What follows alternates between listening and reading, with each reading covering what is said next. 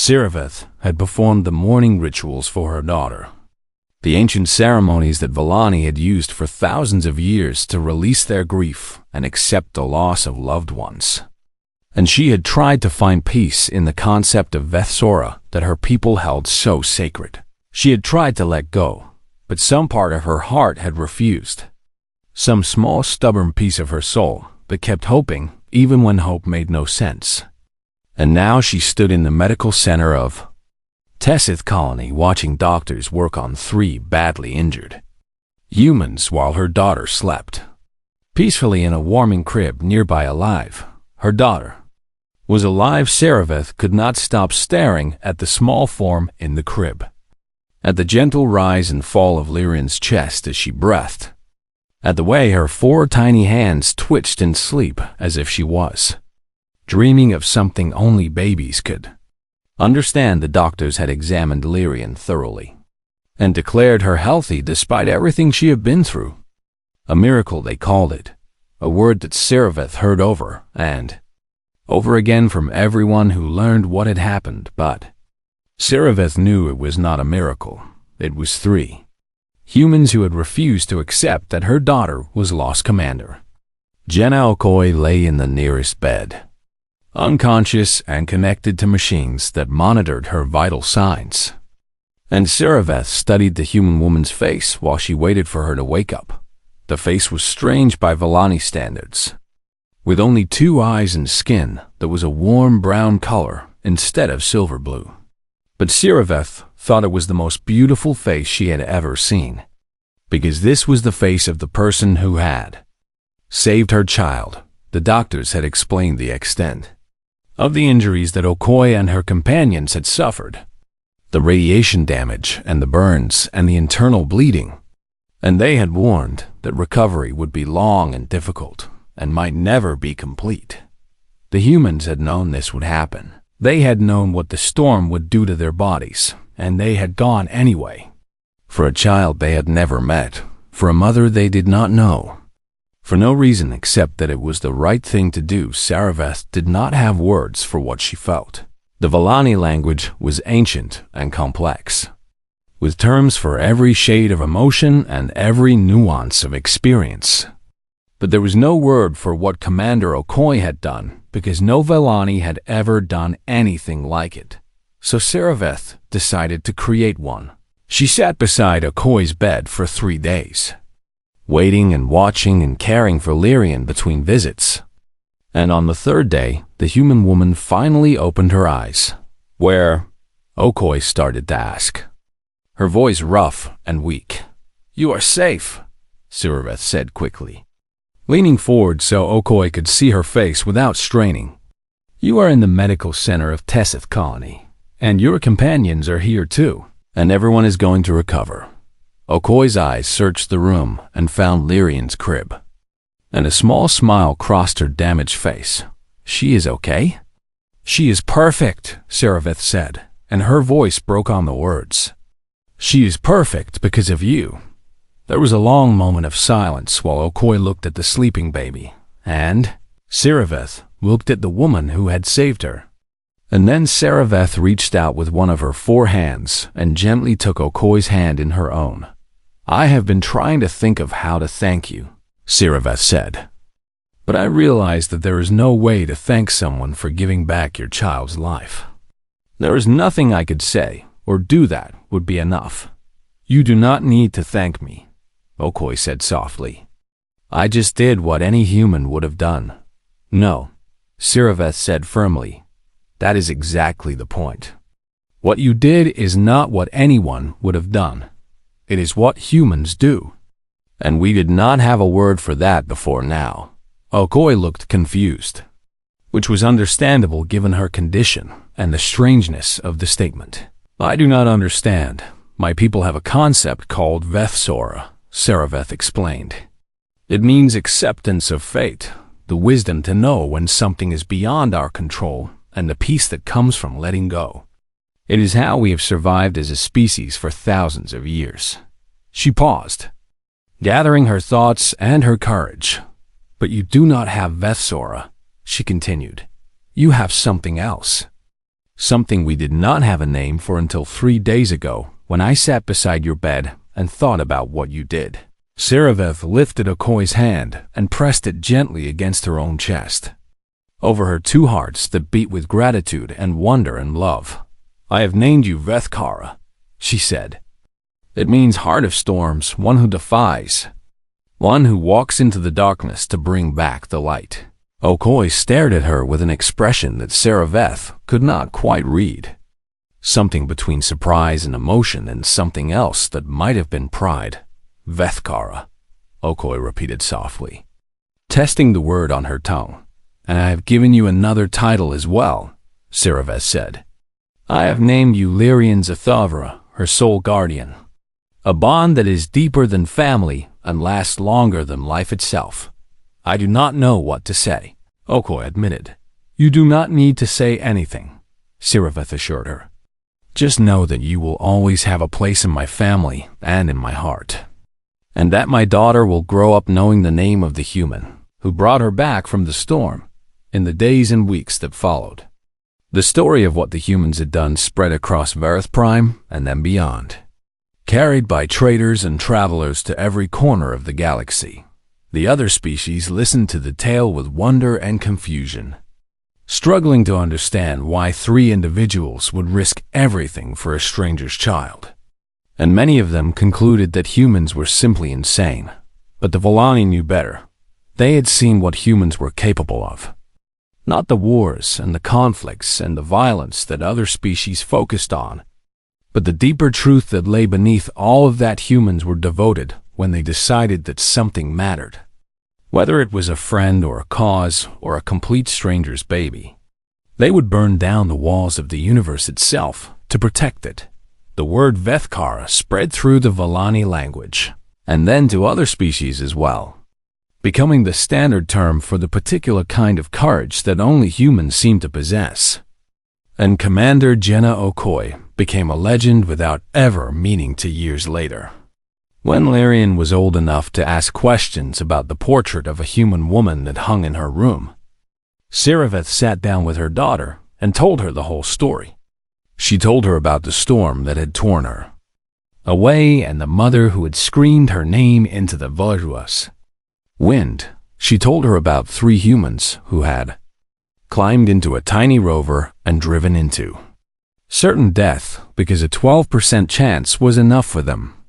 She told her about Commander Okoye who had walked through lightning and radiation and pain to bring her home. And when Lyrian asked why the humans had done it, why they had risked so much for someone they did not know, Siriveth smiled and repeated the words that Okoye had said to her in the medical center all those years ago, because that is what humans do. My child, that is who they are. Lyrian thought about this for a long moment with her 4 violet eyes fixed on the portrait. And then she nodded as if she understood something important. I want to be like her when I grow up, Lyrian said. I want to be Vethkara too. Siriveth pulled her daughter close with all 4 of her arms and held her tight, feeling the 3 little hearts beating against her own. And she smiled through the tears that fell from her eyes. You already are. My darling, she whispered. You already are. And somewhere across the galaxy, on a small blue planet called Earth, an elderly woman named Jenna Okoye sat in her garden and watched the sunset. Then she thought about a storm on a distant world, and a baby with 4 violet eyes who had grown up to become something wonderful. She had received messages from Lyrian over the years, updates on her life and her achievements and her dreams. And she kept every single one of them in a box beside her bed.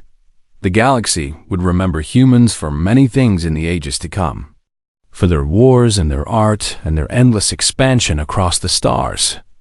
But the Volani would always remember them differently.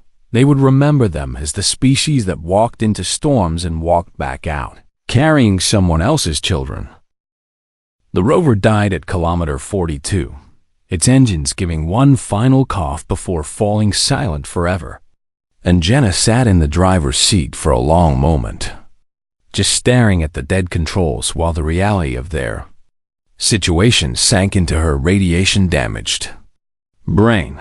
They were still 18 kilometers from the Volani colony, and the storm was still raging around them, and they had no vehicle and no way to call for help because the communications array had burned out hours ago. What do we do now? Kofi asked from his seat.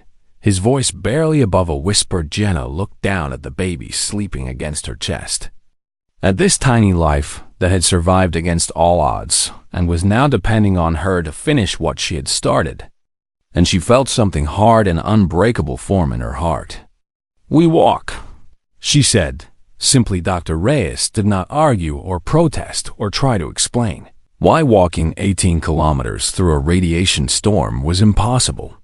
He simply nodded and began gathering the remaining medical supplies into a pack that he could carry on his back. That was the thing about humans that the other species never understood.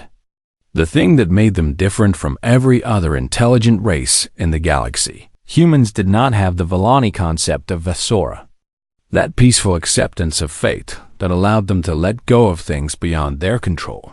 No, the humans had something else entirely. Something that their ancestors had developed over millions of years of surviving in a world that tried to kill them every single day. They had stubbornness.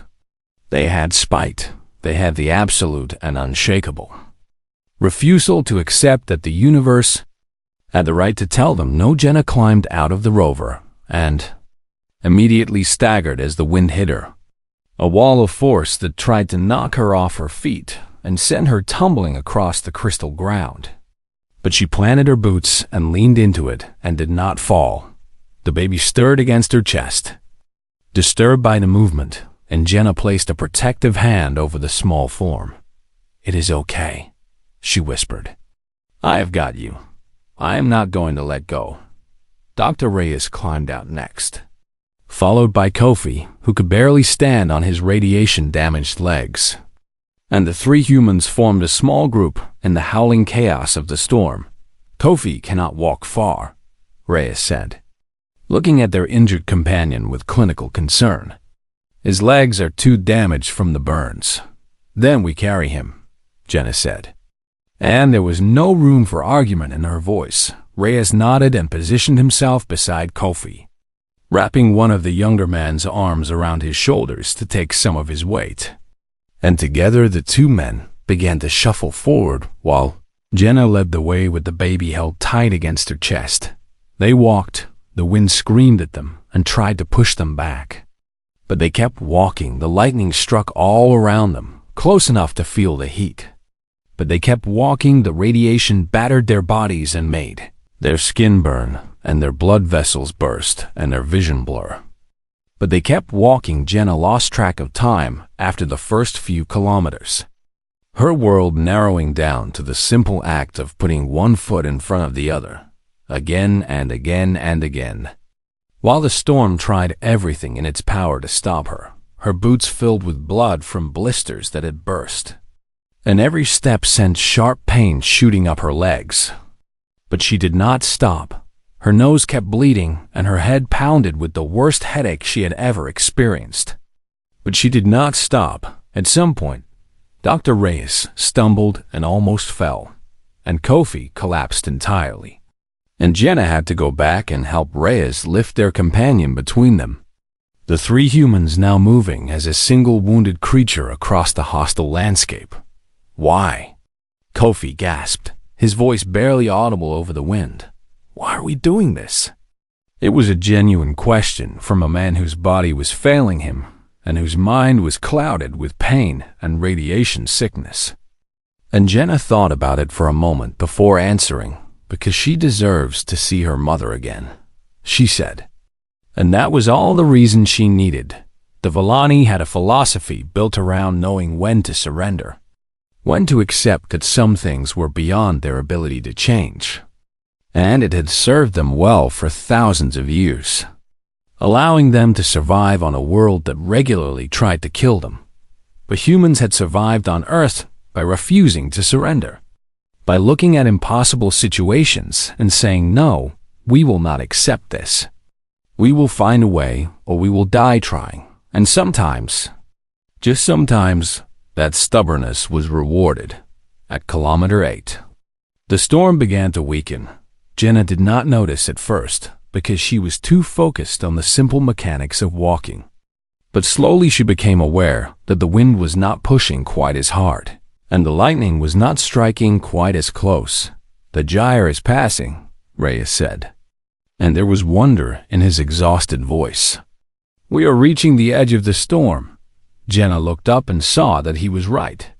The angry red clouds were thinning ahead of them, and she could see glimpses of purple sky beyond. The normal beautiful sky of Vareth Prime that she had almost forgotten existed. "Keep going," she said. "We are almost there." The last 8 kilometers were somehow both easier and harder than what had come before. Easier because the storm was weakening and the wind was dying down. Harder because their bodies were so damaged that every step felt like torture. Jenna's vision was going dark around the edges, and she knew that was a very bad sign. But she refused to let her legs stop moving because stopping meant death, and death meant failing the child in her arms. At kilometer 3, the storm finally broke completely. Jenna stumbled out of the last wisps of red cloud and into clear air. And she fell to her knees on the crystal ground with the baby still clutched against her chest. And for a long moment, she could not do anything except breathe and exist. "We made it," Reyes said from somewhere behind her, his voice cracking with emotion. "We actually made it." Jenna looked down at the infant in her arms and saw that 4 violet eyes were open and watching her face. And the baby's expression was calm and trusting in a way that made Jenna want to cry. "I told you I would get you home," she whispered, and then she heard voices, Villani voices, calling out in alarm and rushing toward them with medical equipment and blankets and all the things they would need. A search party had found them. Jenna tried to stand, but her legs would not cooperate anymore. So she stayed on her knees and held the baby up toward the approaching Villani with hands that shook from exhaustion and radiation damage. "Her name is Lyrian," Jenna managed to say. "She belongs to a mother named Saraveth, and she has been very brave." The Villani took the child with gentle hands and careful movements, their silver blue faces showing emotions that Jenna could not quite read, but that looked something like awe mixed with disbelief. And then someone was lifting Jenna too, carrying her toward the lights of the colony that she could now see in the distance. And she finally allowed herself to close her eyes and rest. She had done it against all odds. Against the storm, against the radiation and the pain and the universe itself. She had brought the child back. That was what it meant to be human. 37 hours into the storm, and the rover was dying around them. Systems failing one by one like candles being blown out by an angry wind. But the 3 humans inside refused to give up, because giving up was simply not something they knew how to do. Jenna's nose had been bleeding for 6 hours now. A steady trickle of red that she wiped away with the back of her glove every few minutes. And she knew it was a sign that the radiation was getting through their weakening shields and doing damage to her body that might never fully heal. Kofi was slumped in his seat with bandages wrapped around his arms where the burns had formed. Angry red patches of skin that Dr. Reyes had treated as best he could with the limited supplies they had brought. And his breathing was shallow and labored, but his eyes were still alert and watching the instrument panels for any sign of danger. "Left thruster is failing," Kofi reported, his voice hoarse and tired. "We have maybe 20% power remaining on that side, and the radiation levels are continuing to climb." Dr. Reyes moved between his 2 companions, checking their vital signs and administering medications that would help their bodies fight the radiation poisoning.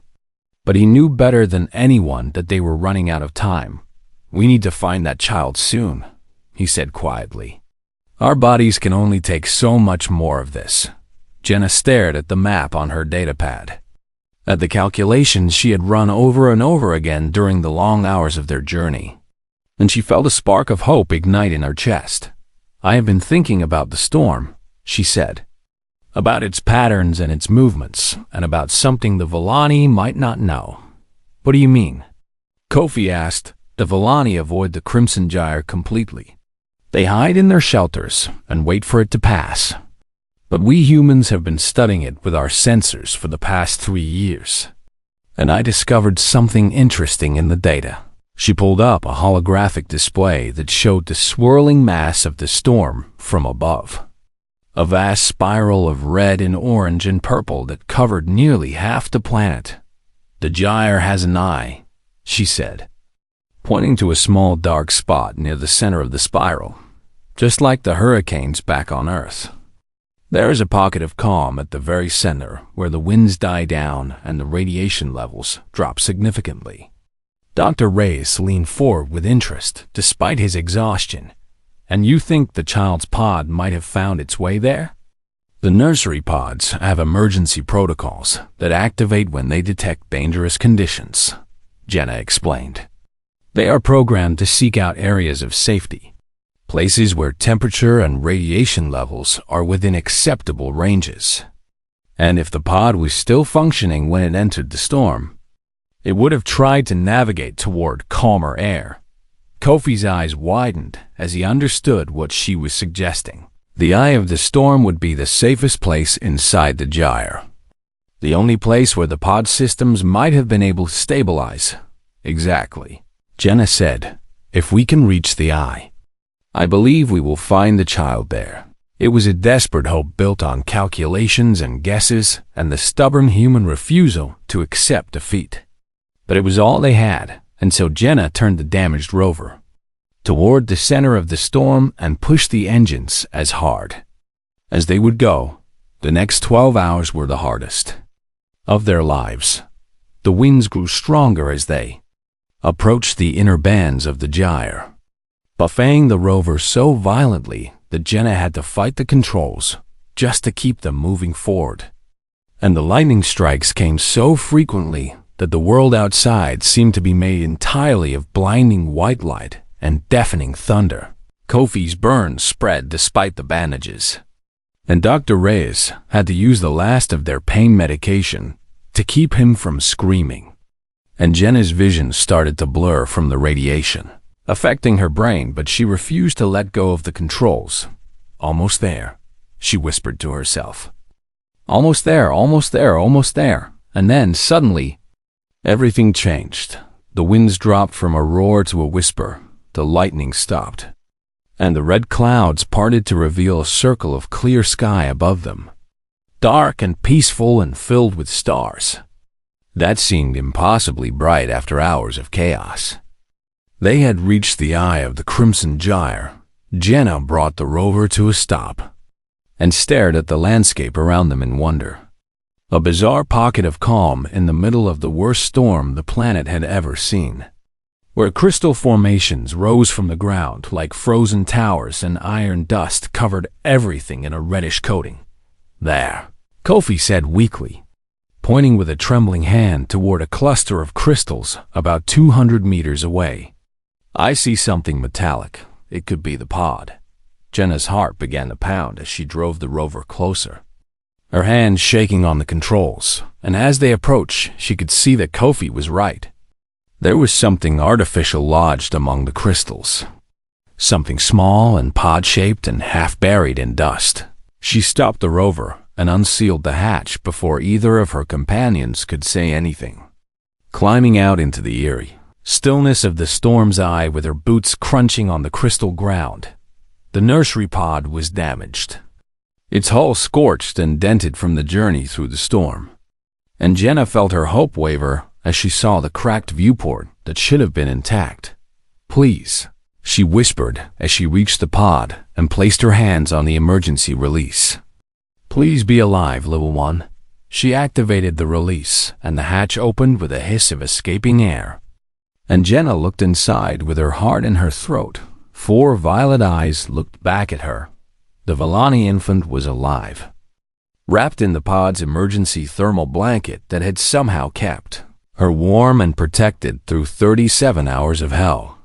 And she was looking up at Jenna with an expression of curiosity that seemed completely out of place given everything that had happened. Oh, thank God, Jenna breathed.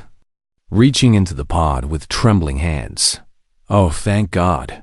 You made it. You actually made it." She lifted the baby carefully, checking for injuries and finding none, marveling at the strength of this tiny life that had survived what should have been unsurvivable. And then she tucked the child inside her own suit against her chest, where the infant could feel her heartbeat and her warmth.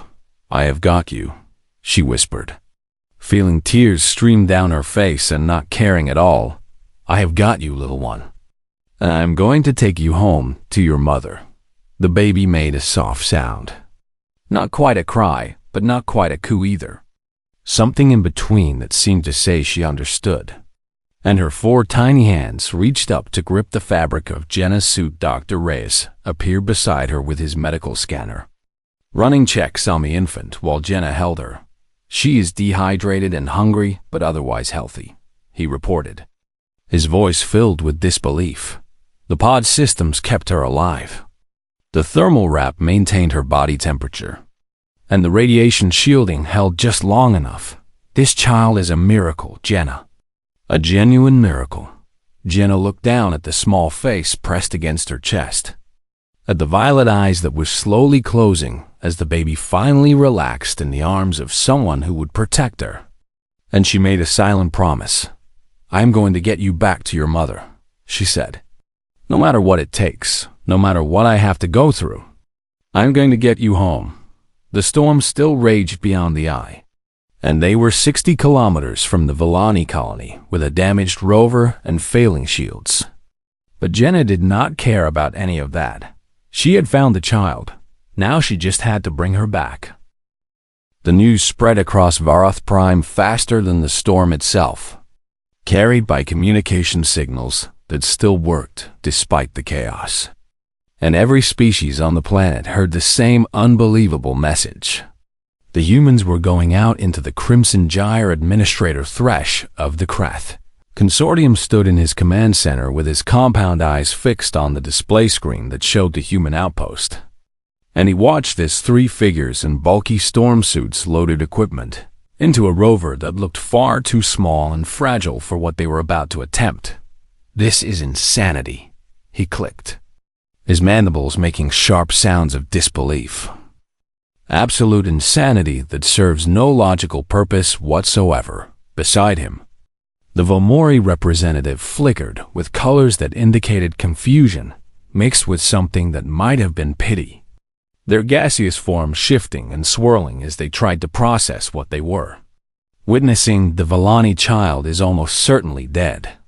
Already," the Volmori said in their whispering voice that seemed to come from everywhere and nowhere at once. The radiation levels alone would be fatal within hours for such a young life form. And even if by some miracle the child survived the initial separation, she cannot possibly last 6 rotations in those conditions. And yet the humans are going anyway, Thresh said, still not quite believing what his eyes were showing him. 3 of them are going to drive into a storm that would destroy our strongest vessels in minutes, to search for a child that is not even of their species. A child they have never met and have no obligation to save. The Volmori flickered again, this time with darker colors that suggested deep contemplation. "Humans do not process risk the way we do," they observed. "We have known this since first contact, but I confess, I never truly understood what it meant until this moment." Inside the human outpost, Commander Jenna Okoy was running final checks on the modified rover they would be taking into the Gyre. And she was not alone because 2 other humans had refused to let her go. By herself, Dr. Samuel Reyes was their medical officer, a man with gray hair and steady hands who had spent 30 years treating injuries and illnesses across a dozen different worlds. And when Jenna had announced her intention to go into the storm, he had simply picked up his medical kit and started walking toward the equipment bay without a word. Engineer Kofi Mensah was younger, but no less determined. A brilliant technician who had kept the outpost running through 3 previous Gyre seasons and knew more about radiation shielding than anyone else on Varath Prime. And he had been the one to suggest the modifications to the rover that might give them a chance of surviving long enough to find the child. The radiation shielding is holding at 92%. Kofi reported as he sealed the last panel on the rover's hull. That is the best I can do with the materials we have and the time available. But I should warn you that it will degrade over time and we will need to limit our exposure. How long do we have? Jenna asked. If we stay in the outer bands of the storm, maybe 40 hours before the shielding fails completely, Kofi said. And then he paused before adding, if we go deeper into the gyre, where the radiation is stronger, that number drops significantly, and I cannot give you an exact figure. We will have to go deeper, Jenna said, looking at the map on her datapad that showed the estimated location of the nursery pod. The child's pod landed somewhere near the center of the storm, and that is where we need to go. Dr. Reyes finished loading the medical supplies and walked over to join them, his face showing the calm acceptance of a man who had made peace with difficult decisions long ago. I have brought enough supplies to treat radiation sickness, burns, and trauma injuries, he said. I have also brought plasma and nutrients suitable for Villani infants, because if we find this child alive, she will need immediate care. Jenna nodded and looked at both of her companions. These two men, who had chosen to follow her into almost certain death for a stranger's baby. And she felt a surge of pride and gratitude that she did not have words to express. You know the odds, she said quietly. You know that we might not come back from this. We know, Kofi said with a small smile. And yet here you are. Commander, Dr. Reyes said, putting a hand on her shoulder. I have a granddaughter back on Earth, who is about the same age as that Villani child. And when I think about someone's baby alone and scared in that storm, I cannot stay here and do nothing. That is not who I am, and that is not who we are as humans. Kofi nodded in agreement and added his own thoughts. My grandmother used to tell me stories about the old days on Earth, about floods and earthquakes and fires, and how people would run toward danger instead of away from it because there was always someone who needed help. She said that was what made us human, not our intelligence or our technology, but our stubborn refusal to abandon each other. Jenna felt tears prick at her eyes, but she blinked them away because there would be time for emotions later. Right now they had work to do. Then let us go find this child and bring her home, she said. The bay doors of the human outpost opened with a grinding sound that was barely audible over the screaming wind outside, and the three humans climbed into their rover and sealed the hatch behind them. The other species watching from their own shelters could not understand what they were seeing.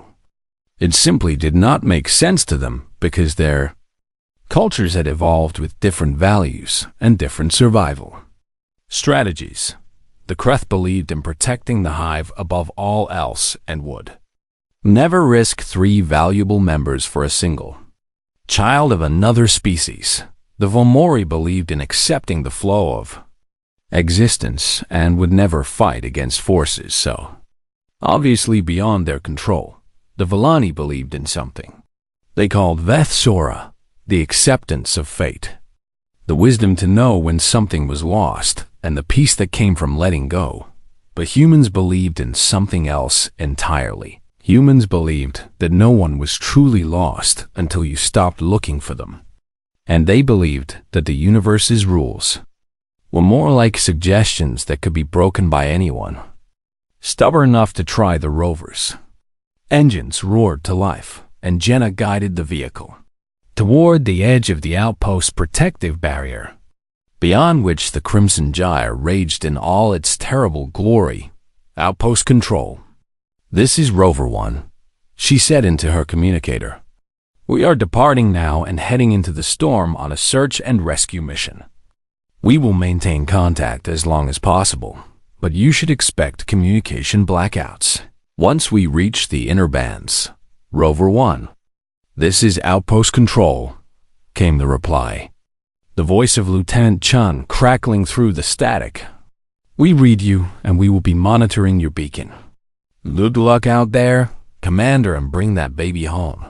Jenna took a deep breath and looked at the wall of red clouds and lightning that waited for them. "Here we go," she said. And then she pressed the throttle forward, and the rover plunged into the Crimson Gyre. The world outside the windows immediately became chaos. Nothing but screaming wind and blood-colored light and flashes of lightning that seemed to come from every direction at once. And the rover shook and rattled as the storm tried to tear it apart. But the modifications held, and the shielding held, and the three humans held onto their seats and their hope as they drove deeper and deeper into the heart of the tempest behind them. The watching aliens could only shake their heads in disbelief. "Madness," Administrator Thresh clicked. "This is complete madness." But the Volmori representative said nothing, only watched with flickering colors that slowly shifted from confusion to something that looked almost like respect.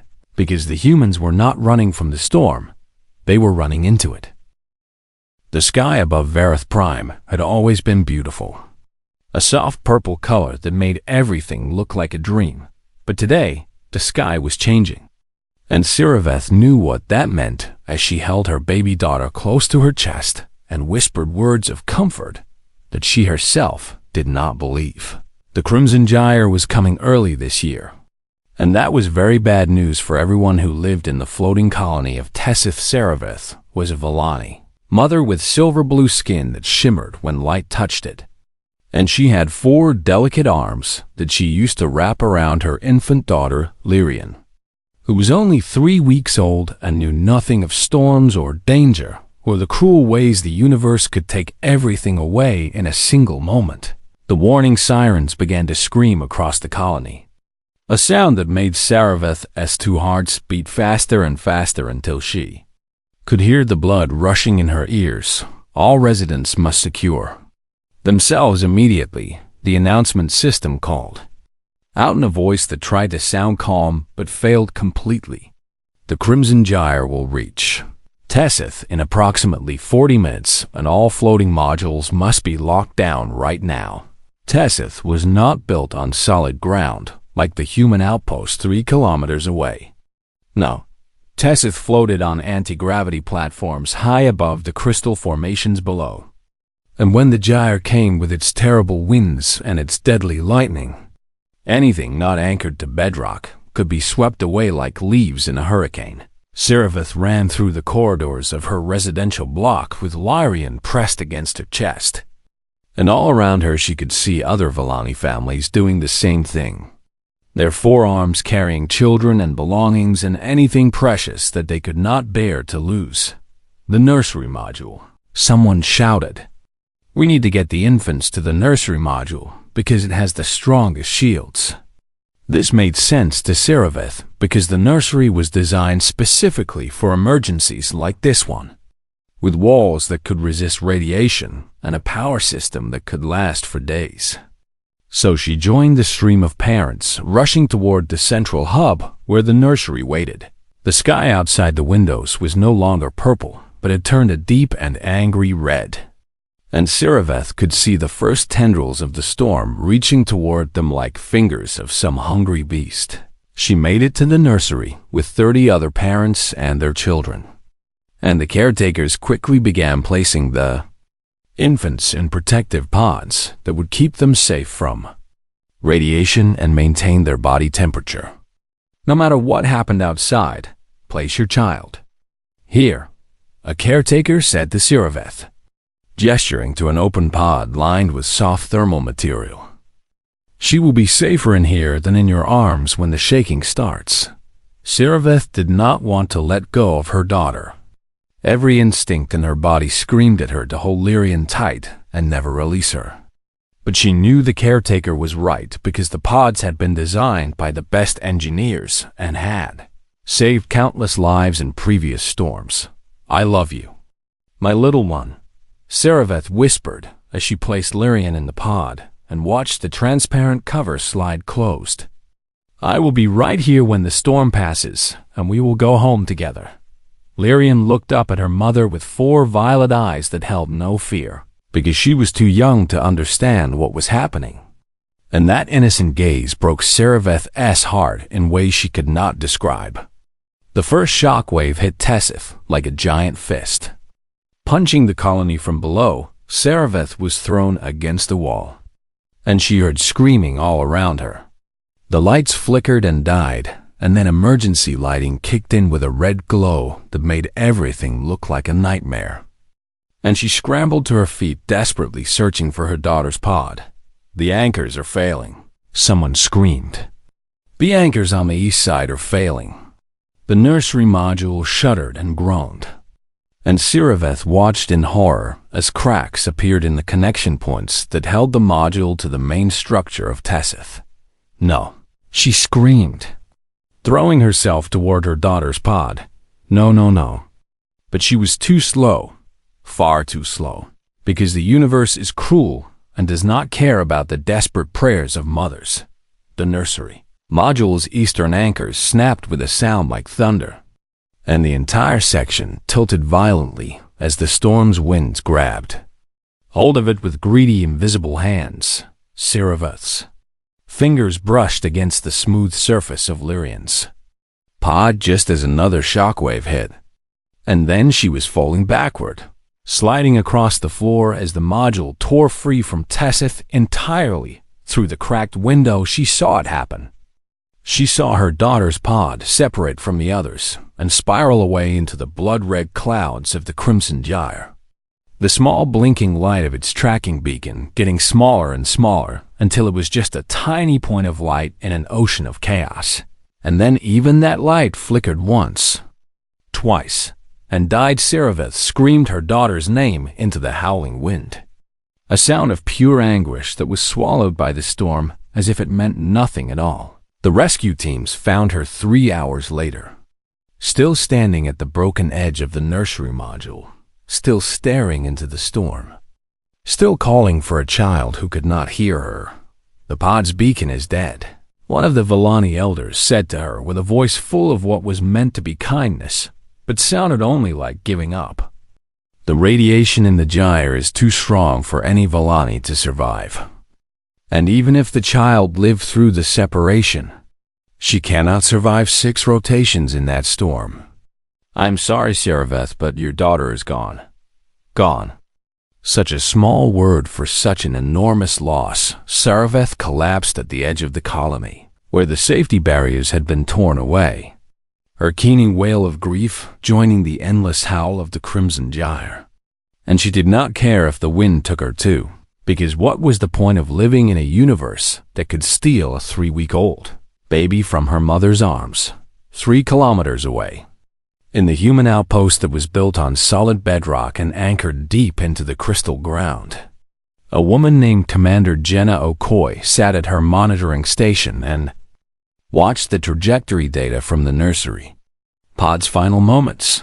She had seen the pod separate from the others, and she had tracked it as far as her instruments could manage before the signal died. And now she was looking at a map that showed where the pod had most likely landed based on wind patterns and velocity calculations. "Commander," a lieutenant said with concern in his voice, "what are you doing?" Jenna Okoye stood up and began walking toward the equipment bay where the storm suits were stored, her face set in an expression that her crew had learned to recognize over the years they had served with her. "There is a baby out there," she said simply, as if that explained everything. "The Villani have declared the child lost," the lieutenant protested, following her with growing alarm. "The storm will last for 6 rotations, and no one can survive out there, not even humans." Jenna pulled her storm suit from its locker and began putting it on with practiced efficiency, checking seals and power levels and radiation shielding as she went. 12%, she said quietly. "What?"